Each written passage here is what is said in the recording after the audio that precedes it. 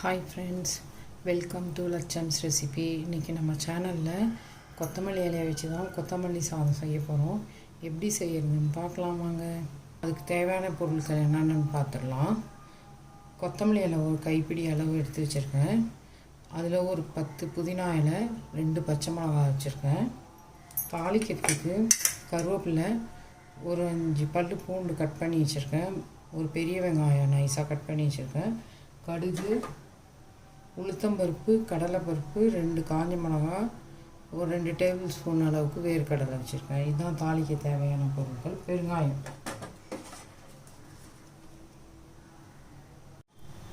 இப்போ இந்த கொத்தமல்லி இலை, 2 பச்சை மிளகாய், அதுக்கப்புறம் ஒரு 10 இலை எடுத்து வச்சுருக்கேன். 5 இது 3ஐயும் மிக்சி ஜாரில் வச்சு அரைச்சி எடுத்துகிட்டு வந்துடுறேன். இப்போ இந்த கொத்தமல்லி இலை, பச்சை மிளகாலாம் அரைச்சிட்டு வந்துட்டேன். இப்போ சாதத்தை எப்படி தாளிக்கிறதுன்னு பார்த்துடலாம். சாதம் அது மாதிரி ஒரு டம்ளர் சாதம் குக்கரில் வச்சு எடுத்து பாத்திரத்தில் வச்சுருக்கேன். இது ஆறட்டும் சாதம். கடாய் காஞ்சிருச்சு. அதில் நம்ம சமையல் எண்ணெய், கடலை எண்ணெய் தான் சேர்த்துக்கிறேன். நம்ம நல்லெண்ணெய் வேணாலும் சேர்த்துக்கலாம். தேவையான அளவுக்கு எண்ணெய் சேர்த்துக்கலாம். இப்போ எண்ணெய் காஞ்சிருச்சு. அதில் கடுகு சேர்த்துக்கலாம். 1 டீஸ்பூன் அளவுக்கு. கடுகு வெடிக்க ஆரம்பிச்சிருச்சு. அது கடலைப்பருப்பு 2 டீஸ்பூன் அளவுக்கு சேர்த்துக்கிறேன்.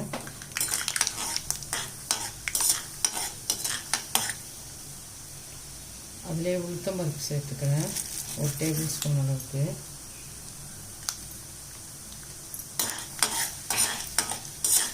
பருப்பும் இப்போ சவந்து வந்துருச்சு.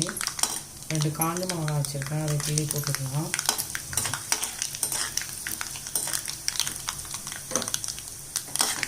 அது கூட 2 டேபிள் ஸ்பூன் வேர்க்கடலை எடுத்து வச்சுருக்கதையும் சேர்த்துக்கலாம்.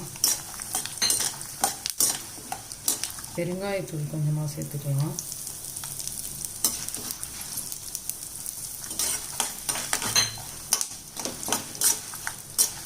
இப்போ வேர்க்கடலை வறுபட்டு வெடிக்க ஆரம்பிச்சிச்சு. கருவேப்பிலையை சேர்த்துக்கலாம். அதிலே பூண்டு பல் கட் பண்ணி வச்சுருக்கேன், அதையும் சேர்த்துக்கலாம். ஒரு 5 பல் பூண்டை கட் பண்ணி வச்சுருக்கேன். வெங்காயத்தையும் சேர்த்துக்கலாம். ஒரு பெரிய வெங்காயம் கட் பண்ணது.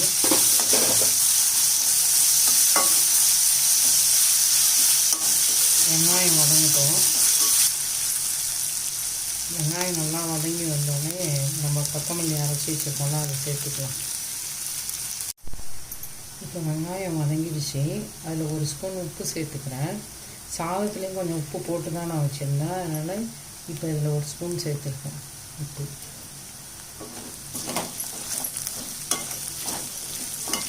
இப்போ நல்லா வதங்கிடுச்சு வெங்காயம். இந்த அளவுக்கு வதங்கினா போதும். நம்ம லஞ்ச் பாக்ஸ் கூட இந்த மாதிரி சாதம் கட்டி தரலாம். பிள்ளைங்களுக்கு ஆஃபீஸ் போகிறவங்க கூட இந்த மாதிரி கொத்தமல்லி ரைஸ் செஞ்சு எடுத்துக்கினா சூப்பராக இருக்கும். இப்போ இந்த கொத்தமல்லி விழுது அரைச்சதை சேர்த்துக்கலாம்.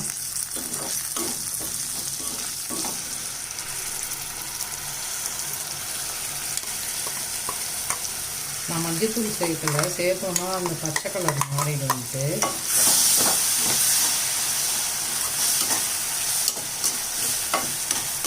இப்போ இது நல்லா வதங்கட்டும். இந்த கொத்தமல்லியில் அரைச்சி போட்டிருக்கோம்ல, அது நல்லா வதங்கி வைப்போம்.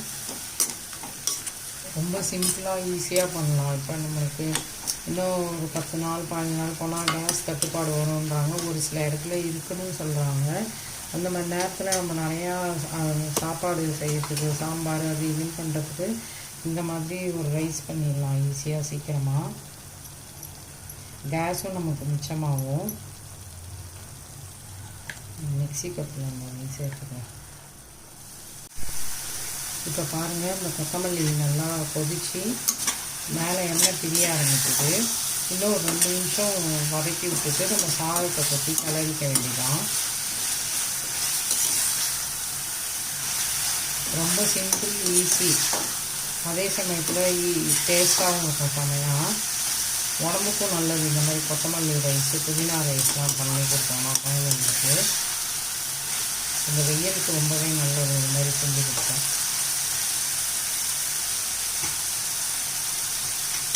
இப்போ பாருங்கள், நல்லாவே எண்ணெய் பிரிஞ்சு வர ஆரம்பிச்சிச்சு.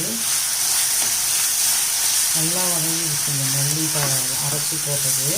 நம்ம ரைஸ் எவ்வளோ எடுத்துக்கிறோமோ அதுக்கு தகுந்த மாதிரி நம்ம கொத்தமல்லி இலை காரம்லாம் எக்ஸ்ட்ரா பண்ணிக்கணும், நீங்கள் ஆட் பண்ணிக்கணும்.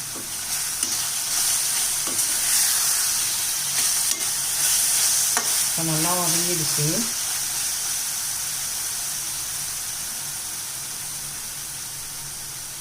இப்போ நல்லா எண்ணெய் பிரிஞ்சு வர ஆரம்பிச்சிருச்சு. இந்த ஸ்டேஜில் நம்ம ரைஸ் சேர்த்துக்கலாம். ரைஸ் அதில் சேர்த்துக்கலாம். நம்ம ரொம்பவே டேஸ்ட்டாக இருக்கும் கொத்தமல்லி ரைஸு. இதிலே கொத்தமல்லி புலாவு கூட பண்ணலாம், அது ஒரு நாள் நான் போடுறேன் வீடியோ.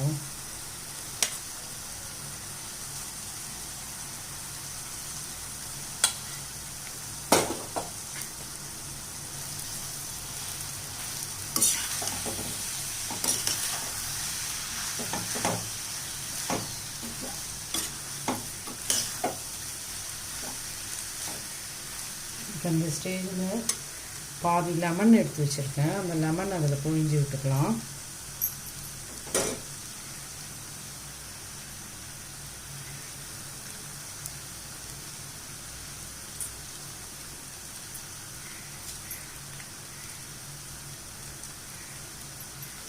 இப்போ ஸ்டவ்வையும் ஆஃப் பண்ணிடலாம். லெமன் புழிஞ்சிட்டேன், ஸ்டவ் ஆஃப் பண்ணிடலாம்.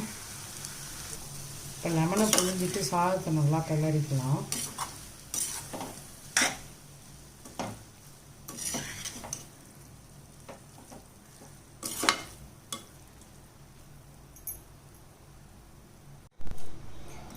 கொத்தமல்லி ரைஸ் கிளறியாச்சு, சூப்பராக ரெடி ஆகிடுச்சு. நீங்களும் இந்த மாதிரி செஞ்சு பாருங்கள், செம்ம டேஸ்ட்டாகவும் இருக்கும், உடம்புக்கும் நல்லது. வெயிலுக்கு சூப்பராக இருக்கும். கொத்தமல்லி ரைஸ் தயிர் சாதம் செஞ்சு வச்சிட்டோம்னா பசங்க சூப்பராக சாப்பிடுவாங்க. எப்படி இருக்குது பார்த்தீங்களா? கொத்தமல்லி ரைஸு செம்மையாக டேஸ்ட்டாக இருக்கும். இந்த மாதிரி நீங்களும் செஞ்சு பாருங்கள். இப்போ பாருங்கள், சூப்பராக கொத்தமல்லி ரைஸ் ரெடி ஆகிடுச்சு. கொத்தமல்லி ரைஸ் ரெடி ஆகிடுச்சு. இந்த மாதிரி நீங்களும் செஞ்சு பார்த்துட்டு லட்சம்ஸ் ரெசிபியை லைக் பண்ணுங்கள், ஷேர் பண்ணுங்கள், சப்ஸ்கிரைப் பண்ணுங்கள். தேங்க்யூ.